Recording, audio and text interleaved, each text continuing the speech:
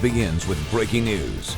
Yeah, we are staying on top of this. Right now, police are surrounding a senior home in Long Beach. I'm Virginia Chung. I'm Jason Martinez. There were reports of a gunman at that senior home. Kalina Strinos in the 10 News Live Center tracking it. Kalina, what's the latest? Yeah, so this is actually happening out in the downtown Long Beach area, and we are getting reports that the streets are shut down there.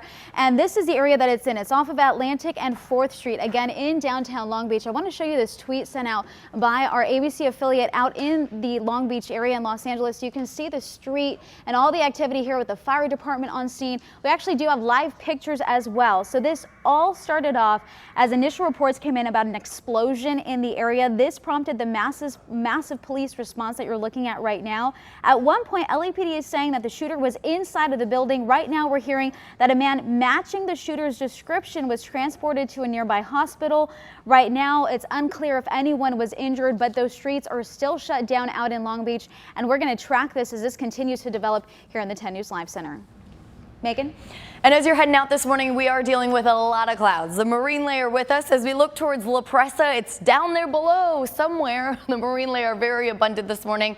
And where those clouds are bunching up against the mountains, we do have some fog. So Ramona, I'm talking to you. The 67 Wildcat Canyon Road, it's pretty foggy this morning. Actually just tweeted a picture of what it looks like in Ramona. So you could follow me on at 10 News Perry. You can see how foggy it is there. Parts of Escondido and Poway also a little foggy as well. Your beach forecast today, starting off with a lot of clouds. We should see several hours of sunshine in the afternoon of clearing skies before those clouds roll back in. About 71 degrees at the coast, and it's Monday, so your Monday motivation into the 80s for your forecast for our inland neighborhoods. But a really nice day to get a workout outdoors. I'll pinpoint which areas will be staying in the 70s today when I come back in about 8 minutes. Kalina, also keeping an eye on our roads this morning. How's it looking out there? Yeah, so we had that big car fire earlier this morning. It's out of the way now, but you can still see toward the center of your screen all of that red, and the 805 northbound traffic here loading up off of the 54, staying slow toward the 163 where that car fire was. It was right around Mesa College.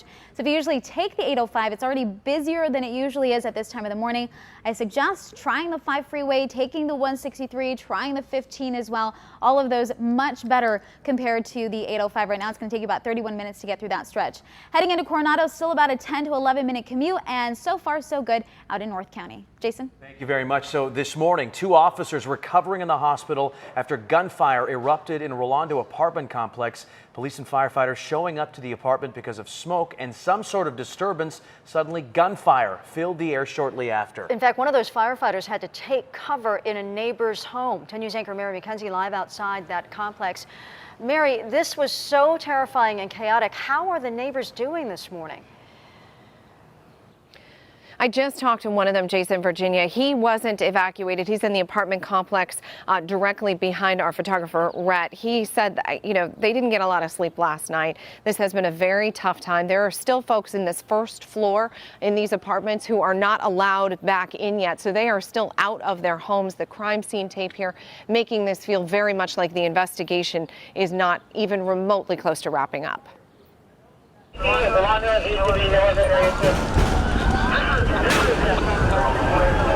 Last night was a rough night for the San Diego Police Department.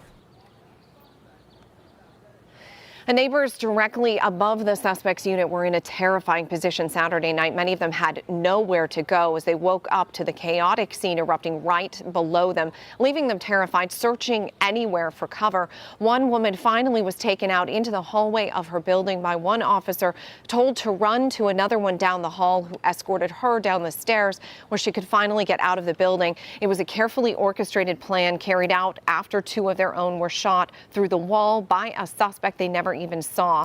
Hours later, back inside their apartment, they could look down on the aftermath and see evidence markers and a broken out window and a suspect finally taken from the scene in a body bag.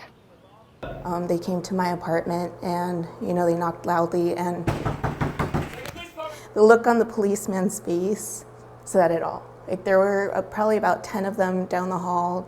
You could see the fear, the terror.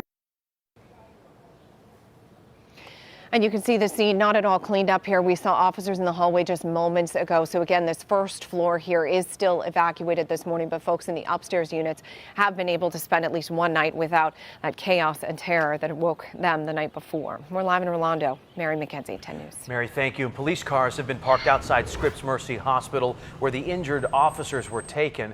The department has not identified the officers. They say one is a 3-year veteran of the department and is in serious but stable condition. The second officer, an 18-year veteran of the department, is also unstable. The chief says both officers are expected to make a full recovery. There are still so many questions about the shooter this morning, but we have been digging into his background. Police have not released a name, but neighbors talked to us about the man they know lived at that complex. Now, according to court documents, the man listed at that address had a restraining order against him last year for harassing a woman. Bank of America had also sued him for several $1,000s. There are also 2 criminal cases listed that we have not been able to get any details on those yet. A woman from the HOA who did not want to be identified says they had attempted to remove that man from living there because of prior issues, but were not able to do that because he was not a renter and owned that property. Understanding that we had a person in the complex that was very volatile, it had a lot of us on edge in knowing that this is a person that could snap just because you opened the door wrong. Meanwhile, another neighbor defended the man, saying other residents would sometimes antagonize him, knocking loudly on his walls to taunt him. And one of our reporters spoke to somebody over the phone who said he is related to the shooter. He didn't say much other than that the family is in shock over all of this and that they send their regards to the 2 wounded officers. Jason? And speaking of those 2 wounded officers, the San Diego Police Officers Association is collecting donations for them. They say that there are some phony sites out there, so beware, but the only ways to donate safely are through their website. You see that website's right here, or you can mail a check to the address listed on this particular page on this site. We've also posted a link to this site on 10news.com. We'll certainly be keeping you up to date there on 10news.com with any new information about the shooting. 606, an out-of-control wildfire forcing 3,000 people at least out of their homes, threatening 600 buildings right now. Firefighters say high winds and dry brush are making this very difficult to get a handle on. It's the Pawnee Fire in Lake County in Northern California. This fire started Saturday.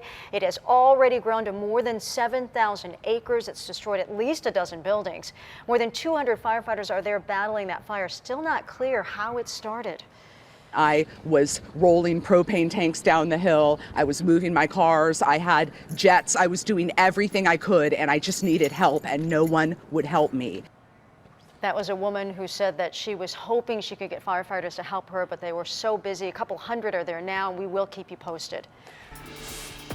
So summer is here. Temps are climbing, and so are those utility bills. This month, SDG&E announced plans to raise rates. So after seeing our coverage of the SDG&E plans, one viewer contacted us to tell us how he has renovated his home to make it more energy efficient. And as we explore creative ways to cut costs through our Making It in San Diego initiative, 10 News reporter Jared Aarons joins us live with simple changes and how they can help people and this particular viewer save thousands. Good morning, Jason, Virginia. We all know the basics: adjusting your thermostat, closing windows and blinds during the day, even switching out to energy efficient light bulbs. But one Poway owner has taken all of this a step further, renovating his home to bring his bills down. And he showed me a couple of the projects he did. Some of them you could even do by the end of this week. Steve Bernson has always been a numbers guy. Again, I'm one of those people who believes if you don't measure it, then you can't try to optimize it. So Which is why he's kept a spreadsheet. SDG&E build history. Of his family's power usage and costs. Go back to 2005,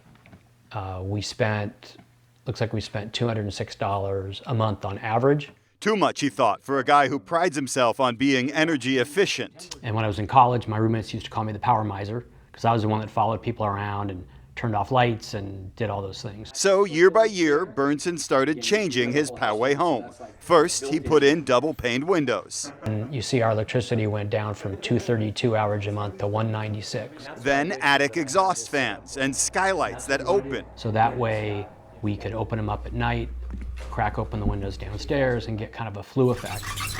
Drop-down blinds on his back patio block the sun, and in 2015, he went solar. Bernson admits some of it was costly. The solar panels and windows both cost more than 10 grand. But others, like the fans, the blinds, were a few $100s. It's all paid off. His monthly utility bill now? I think it ends up working out to be $5 or $7, something like that. Bernson's advice: start small. Keep track of what you use and what you spend. Every little bit helps, and the benefits go beyond your budget. I'm sure my family's appreciated that I'm not quite the power miser that I used to be. If you're looking for some more ways to save money, SDG&E actually has a model smart home here, and they're going to give us a tour of it, show us all the different things that you can add to your house to bring your utilities down. We'll have that for you live on Facebook. Look for the 10 News Facebook page at about 8:45 this morning. Live at SDG&E, Jared Aarons, 10 News. Thank you, Jared. We would love to hear your personal stories about the unique ways you're making it to work in our great city. How are you making it in San Diego? Email us at tips@10news.com or message us at facebook.com/ABC10news. I love those stories. I feel like it's really good advice for you.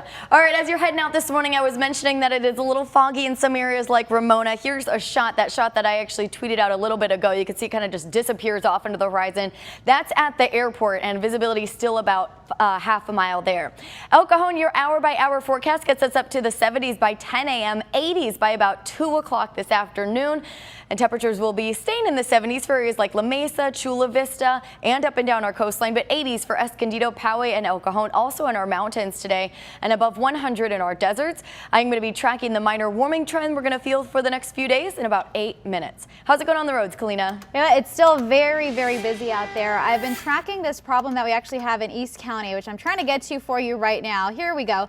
We're getting reports of a fire out in this area. This is eastbound side of the 8 right at Willows. The shoulder is blocked off here, so you'll see activity if you head eastbound and westbound as they're trying to get everything out of the way. So I'll have another update coming up in just a few minutes. Right now, just the shoulder is blocked off.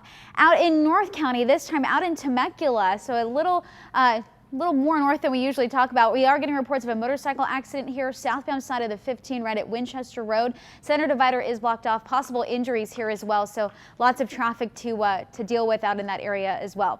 Tracking all the activity for you, and coming up, I'll have a look at your ride out of the South Bay in just a few. Guys. Thank you, Kalina. Campers at a popular campground in Southern California shocked by a murder. Investigators trying to find the person who killed a father of 2. Slain rapper XXXTentacion honored at the BET Awards, the memorial being planned here in San Diego today. A California teenager now opening up about the touching moment on a flight. She helped comfort a man who is blind and deaf.